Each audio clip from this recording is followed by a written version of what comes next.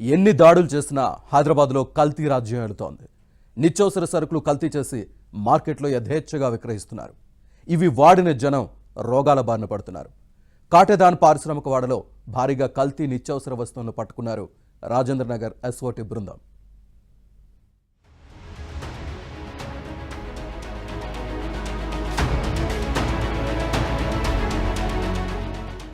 కాదేది కల్తీకి అనర్హం అన్నట్లు నకిలీ నిత్యావసర వస్తువులను తయారు చేస్తున్నారు కేటుగాళ్లు.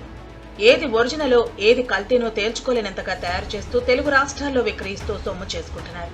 కల్తీ వస్తువులు వాడుతున్న జనం మాత్రం రోగాల బారిన పడుతున్నారు. అధికారులు ఎన్ని దాడులు చేసినా ప్రయోజనం లేకుండా పోతోంది.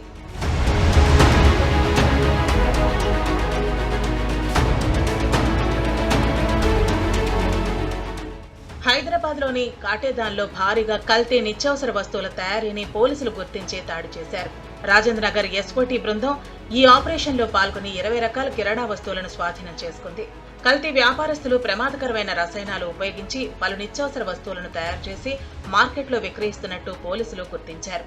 కేటుగాళ్లు ప్రజల్లో ఎక్కువగా వినియోగించే ప్రముఖ బ్రాండ్లను టార్గెట్ చేసి కల్తీ ఉత్పత్తులను తయారు చేశారు. వీటిని అసలు బ్రాండ్ల ప్యాకింగ్లోనే మార్కెట్లోకి వదిలి వినియోగదారులను మోసం చేస్తున్నారు.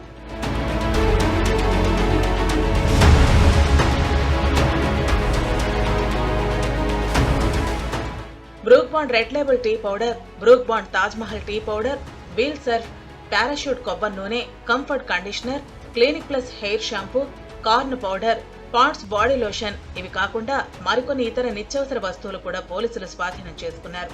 కేటుగాళ్లు అసలు ఉత్పత్తులతో ఏమాత్రం తేడా లేకుండా నకిలీ ప్యాకింగ్ ను తయారు చేశారు. వినియోగదారులకు అనుమానం రాకుండా ఒరిజినల్ ప్రొడక్ట్స్ లా మార్కెట్లో విక్రయిస్తున్నారు. అయితే పోలీసుల అనుమానంతో దర్యాప్తు చేపట్టగా ఈ కల్తీ వ్యవహారం బయటపడింది.